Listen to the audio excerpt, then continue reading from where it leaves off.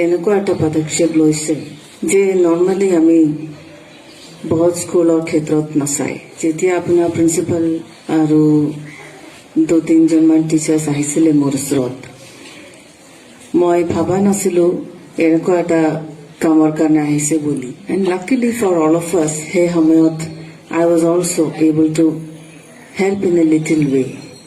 চ' আজি যিমান ভাল কাম ইয়াতে হৈছে, এইটোৰ full credit is to be given to your principal and your teachers. আপোনাৰ ভালাইৰ কাৰণে তেখেতে সদায় মনত এইটো ভাবি আছে কাৰণেহে তেখেতৰ মনত সেই চিন্তা হৈছে।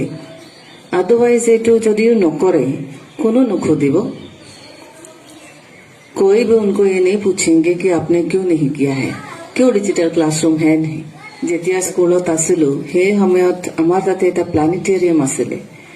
Back in Kerala, I am from Kerala. In Trivandrum, there is a planetarium.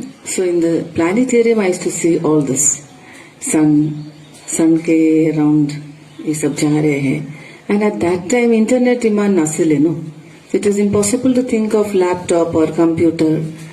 More first computer মই চাইছো after I joined for MBBS. যদি তোর ডাক শুনে কোন আসে তবে একলা চলো রে।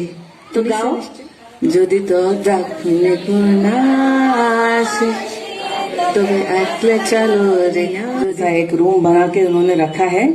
आंतरिक भावे মই ধন্যবাদ জনাই আছো এনেকুৱা টিচাৰ্ছ আৰু আমাৰ ডিষ্ট্ৰিক্টত হ'ব লাগে। আৰু মই CRC6 স্পেচিয়েলি ক'ব বিচাৰিছো, আপুনি আপোনাৰ ক্লাষ্টাৰৰ বেলেগ স্কুলছৰ কাৰণেও সেই এক্টিভিটি আৰম্ভ কৰিব কাৰণে যিমান সহায় কৰিব লাগে এইটো আপুনি কৰিব লাগে। আৰু আমাৰ ফালৰ পৰা যদি আৰু কিবা সহায় কৰিব পাৰিম, নিশ্চয় এইটো কৰাৰ কাৰণে আমি সদায় আছো।